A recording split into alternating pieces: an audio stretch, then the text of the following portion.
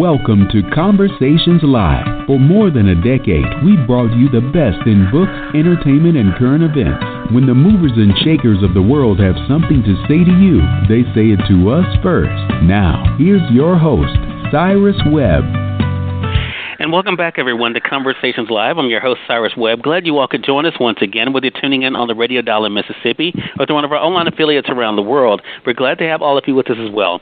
Our next guest is not only a repeat guest on this program, but I'm glad to also call him a friend. Michael Welch is back with us today. He's an actor that's been a part of a lot of your favorite television shows and movies over the past years, but he also has a great thing that he's been able to do, and that is to be able to not only connect with his fans, but also be able to share with them what's going on in his world as he's actually being able to continue in his career. Now, he has an amazing project that's coming out. It's premiering on October the 13th. For those who are joining us live, of course, that'll be this coming up Friday. It's called MFA. We're going to talk to him about that film, also some upcoming appearances he has outside the country that are coming up later on this year, and also what it's been like for him as he's been able to bring these characters to life, to stay true to himself along the way. Michael, hello to you, and welcome back to the program, man. It's good to be back with you, Cyrus. Always fun talking to you. Hey, same here. And like I said, you always give us something interesting to discuss. You know, the last time you were on with us, it was with that very dramatic episode of Scandal that had everybody tweeting and talking about. And, you know, of course, even before that, you were a part, you know, of the movie Boy Meets Girl.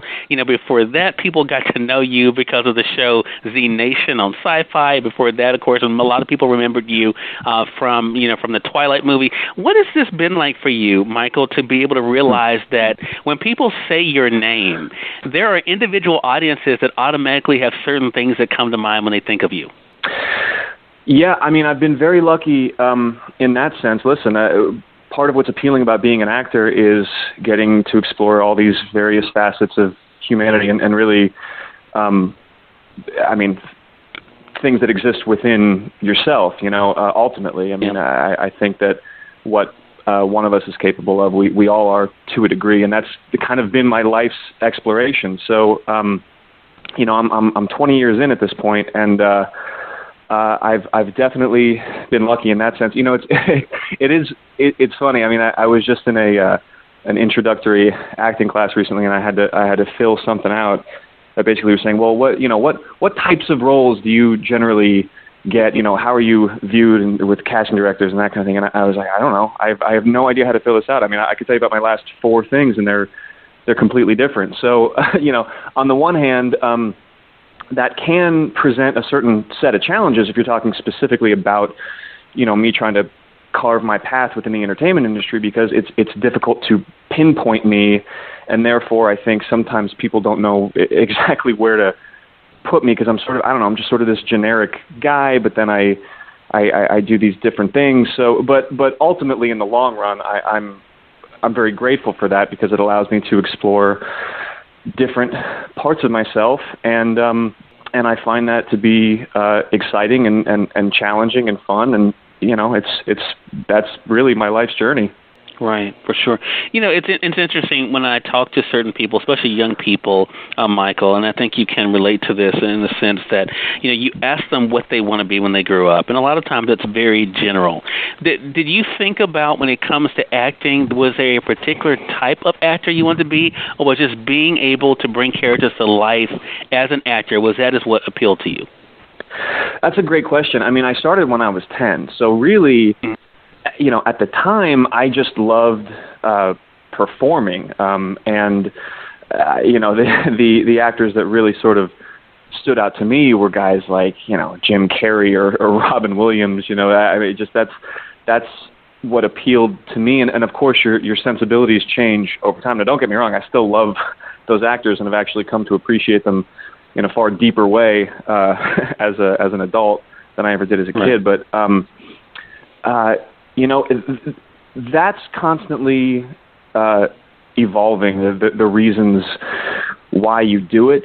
But the thing that stays the same, and it's hard to put into words, but I guess it's the exploration of truth and of connection. You know, acting when it feels in its purest form, you're really just, you know, connecting to another person in a very real and personal way, but also through the context of playing a character and telling a story. So there's also an element of it that is safe in addition to being vulnerable. I mean, I don't know how far into the weeds you want to get with it, but there are certain common denominators that exist that really are the driving force behind continuing to pursue this. And of those, again, it's hard to pinpoint into words, but I would just say ultimately the search for truth is really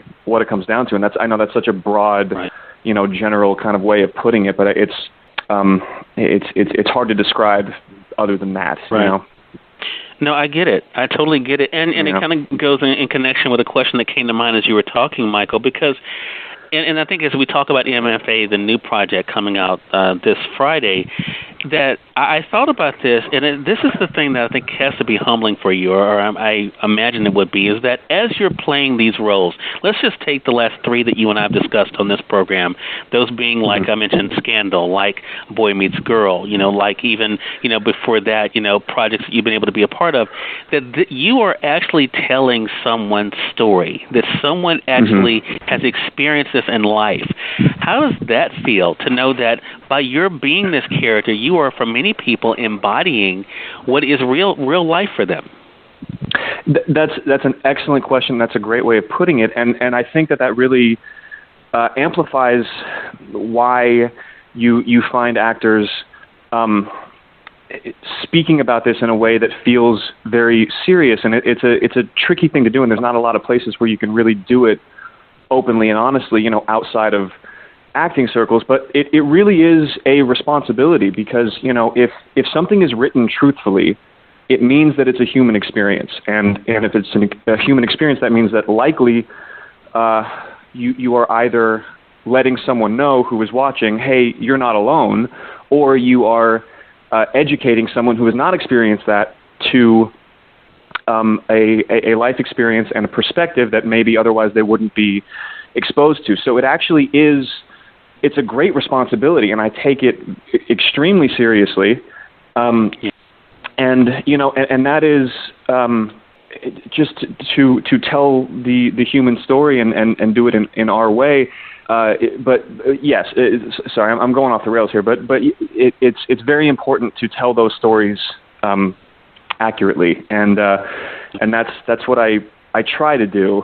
And when you're given, again, writing and material and working with people who are of high quality, it makes it a whole lot easier. Then you just sort of step into that world and do it your way. But right. Yeah, it's very humbling, and in a lot of ways it's a very beautiful thing to be a part of.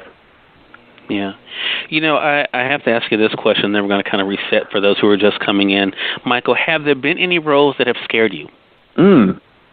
Any roles that have scared me?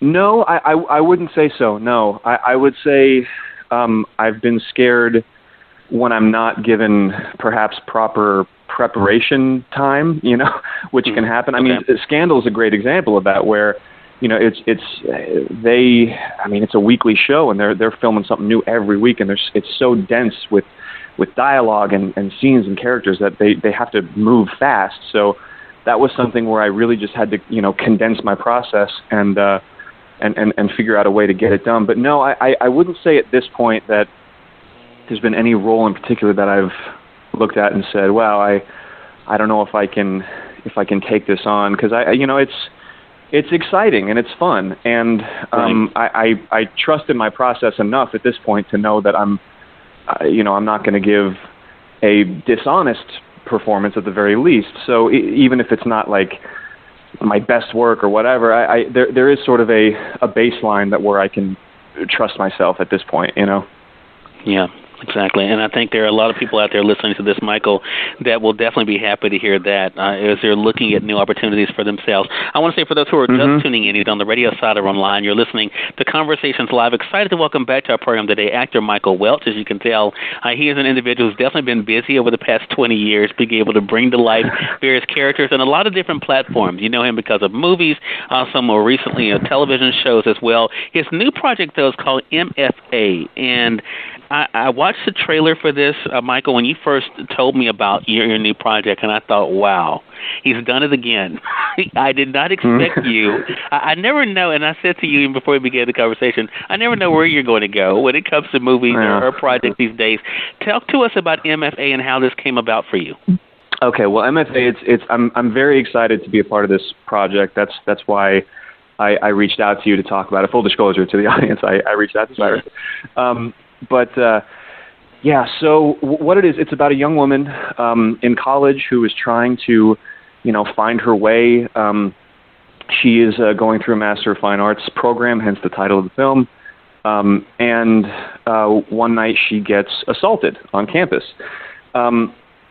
And she discovers very quickly that through the systems that are in place, both legally and on the campus, that it turns out she has very little recourse, and she just is lost and doesn't know what to do. And I think, unfortunately, that's probably a more common experience today for victims of this, maybe particularly on college campuses than we'd all like to think, which is part of why I think this is an important film. And then the film kind of takes a turn and sort of becomes this,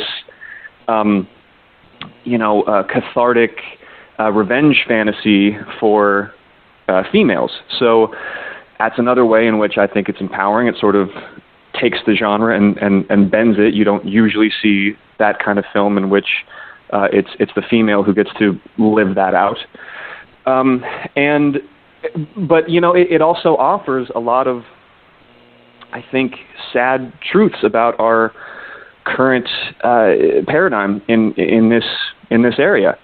When it comes to larger, complicated social issues, you got to attack it from all sorts of angles. And this movie basically just takes a sledgehammer to the whole thing. I mean, it is not nuanced. It is not using a chisel. It is just saying, wait a second. In 2017, in the United States, this problem really shouldn't be as pervasive as it currently is. And just as a baseline, I mean, we can look at different policies and different things that we could be doing, but men just got to knock it off. I mean, we have to stop this, and we have to stop promoting, assault culture and systems that are in place that allow people to get away with this. So I think in that sense, it's an important film, and like I said, it's eye-opening in a lot of ways. I sort of, of course, I knew about this issue in a more academic sense, but certain things were revealed to me throughout making this film that I didn't realize. So that is basically what it's about, and I think, unfortunately, with recent news items, it is as relevant as ever, unfortunately. But exactly. That's where we are, Right. And I think when there are high-profile names, and I think I know what you're alluding to, that are involved, I think things do tend to get more attention. I think there is, and that is, I think, a sad part of our culture and the world that we live in, unfortunately. However, here you have someone in this movie, MFA, who is, already seen as not being, part of what's acceptable or part of, the society that people would gravitate toward. I'll say it that way. And to be able to see how she transforms, I can see why she is getting the attention that she's getting as far as this performance. You, once again, though, are not the best of guys in this. Right. And we're able to see that in the clip, even in the trailer. I asked you a question, and I wanted to ask you the question ahead of time because I don't like to put people on the spot. It's not my style. But when it comes to this particular type of film, and it's similar to like the conversation we had about Scandal, Michael, how difficult is it for you? Because I know from what you've said, even in this conversation, which is why I tried to lay the groundwork, you give your all to what you do. How difficult was it for you to come out of it? Well, it's such a good question, and I'm trying to find the best way to answer it. Basically, with roles like this, and as you alluded to, I do not play a good guy in this movie. What you have to do is you have to find reference points in your own life that you can personally connect with. Now, I have, I'm not patting myself on the back here, but I have no reference point when it comes to the desire to assault women. It's just not something that is, appealing to me on any level. So I can't go there. So I have to go to a different place, and I say, okay, what's something that makes sense to me? How about playing with a toy? What if I'm just a kid in the sandbox with my buddies playing with a toy? And that's something that makes sense to me, and that's something I can wrap my mind around. And of course, you do have to, kind of rewire your thinking in terms of, well, she wants to be here. Whatever that is, whatever that mentality is, you do have to go there in your own mind. But ultimately, I can tell you that there is, one scene in particular in the film where we were all very nervous beforehand, but we wanted to be as realistic as possible. So I can tell you, as soon as the director said action, it just became like me and some friends of mine playing with our new toy, and it was nothing, and it was easy, and it was fun, and it was a wild experience because suddenly I kind of got it. I didn't, obviously there's no sympathy there, but I empathized with how someone could get to a place where they dehumanize another person to a point where it can be just easy. And it was fascinating. And believe me, it didn't, unlock anything within me. I'm still the same person coming out of it, but it was just an interesting experience to kind of understand how someone could get to that point. Now, and I know that it's a very strange thing to admit out loud, but I feel comfortable doing it with you. And as far as coming out of it on the other side, again, I mean, that's sort of the beauty about acting, is that it is a safe space in which everything is understood, going into it. That's not to say that things can't feel weird or awkward, but essentially, I mean, in order to do it justice and ultimately make the point that the film is trying to make, you have to be in the mind space of the character who is doing those things. So none of that other stuff can seep in. You just have to commit to it, and because you're committing to it, through that prism of safety, and knowing in the back of your mind somewhere in there that you're doing it to make a larger point, that's what allows you to just go for it with the full force. So yeah. Well, no, I was just going to say, Michael, you mentioned 2 years ago when we were talking about the officer you played on Scandal, you talked about how important it was for you to bring humanity to the character. Did you find that to be the same in this case? That even though you may not have been playing what we look at as a good guy, that you were having to bring humanity to this character? I don't know that it was really my job in this case to bring that humanity to that same level, that nuance and those layers. Sometimes what is required of you for a role is very specific, and it's for it's to fulfill a certain need in telling that story. So no, I wouldn't say that I searched for those layers with this guy. I think not to say that a guy like this wouldn't have those layers. I mean, every human being has layers, but I think when you are talking about kind of a frat boy, rape culture environment, it I don't know about your experience, but in my experience, that tends to be a pretty one-note kind of affair. So no, I wasn't exactly, you know what I mean? So I didn't think it was my job to do that in this case. To do that. So let's talk about once you were able to now, be completely outside of it, and now to be talking about it like you're doing with me, Michael, and how you'll be doing this Friday as you all are having a screening. I mean, are you excited about seeing the reactions? Yeah, I am, because I know the reactions are going to be mixed. I mean, that's part of, that's part of what makes this film effective, is that it's not so cut and dry. I mean, I think people have had kind of a confused and mixed reaction to it, and I think that's good. I think it's good, for people maybe to be a little bit out of their comfort zone when it comes to some of these issues. Now that said, I mean, it's a very entertaining and in a lot of ways a fun kind of movie. Like I said, it does fall into that revenge fantasy thriller, which tends to be pretty popular. But because in addition to that, it is kind of tackling this larger social issue, I think people are going to find the viewing experience confusing, enlightening, and ultimately enjoyable.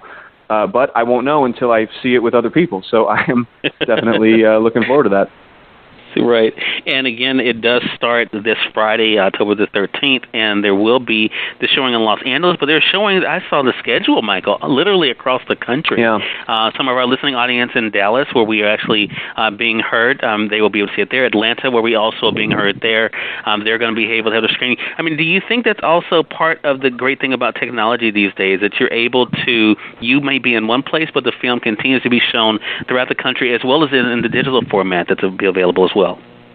Oh, it's my favorite thing about technology. Yeah, I mean, you can get this stuff out, and whoever wants to see it can see it. So yeah, it'll be a 15-city theatrical release, but I imagine the vast majority of people ultimately who will see this movie will be doing it through digital format. So yeah, of course, I would love for as many people to get it on iTunes or go out to the theaters. Okay. I listen, I'm just happy it's going to get out to as many people as possible, and that is. That is like I said, my favorite thing about this technology that's available at our fingertips beyond, cat videos, of course. Right, right. Well, look. Well, let me ask you this. On a lighter note, when people are going to mfamovie.com, and it's where you guys can go to see the listing of the screenings and the cities and how you'll be able to actually stay connected with it. Of course, they see you, and even if they're following MFA on Twitter, like I am at MFA Movie, they see you there, with the lead. I mean, how does that feel to be? I mean, it has to be an actor's dream to be a part, to be part of the promotion. But of course, you don't seem very happy in this.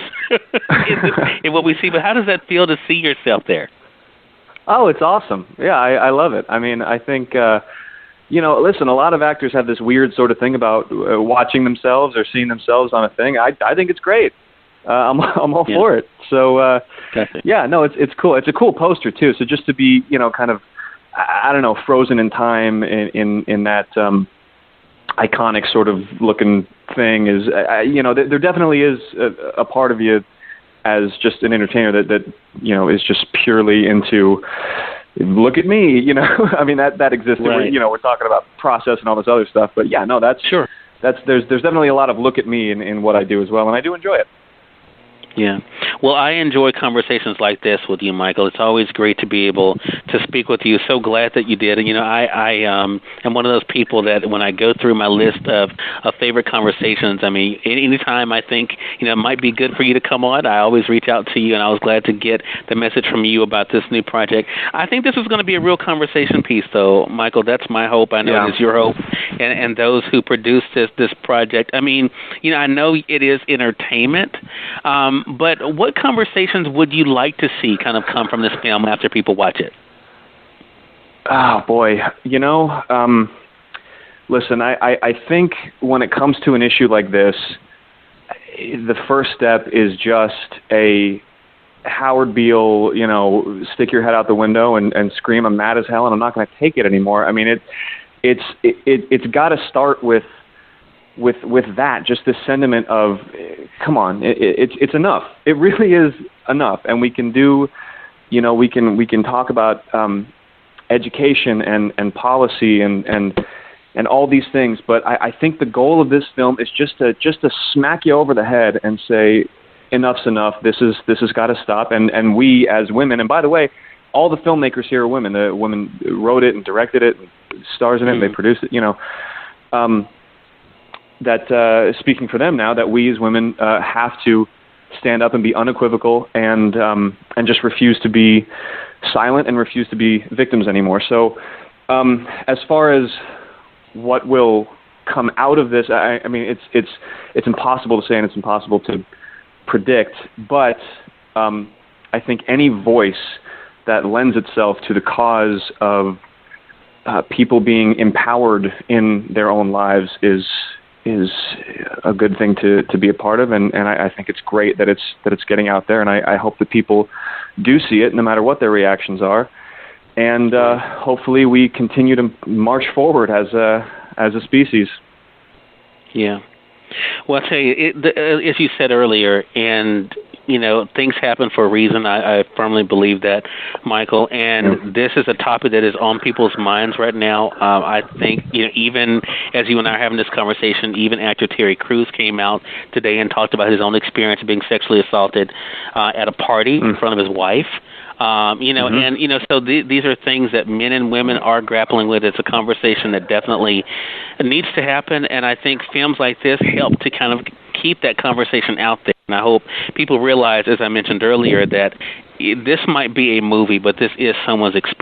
Someone has gone through this, and to kind of keep that in mind as we are looking at our lives, I think means a whole lot. Again, Michael Welch has been our guest. Another great conversation with you, Michael.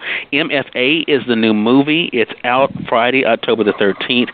You all will be able to watch it literally around the country. You all can go to mfamovie.com to see a list of all the screenings, to see more information about the actors, and also it will be coming out in the digital format for iTunes, I know, as well, on Friday, October the 13th as well.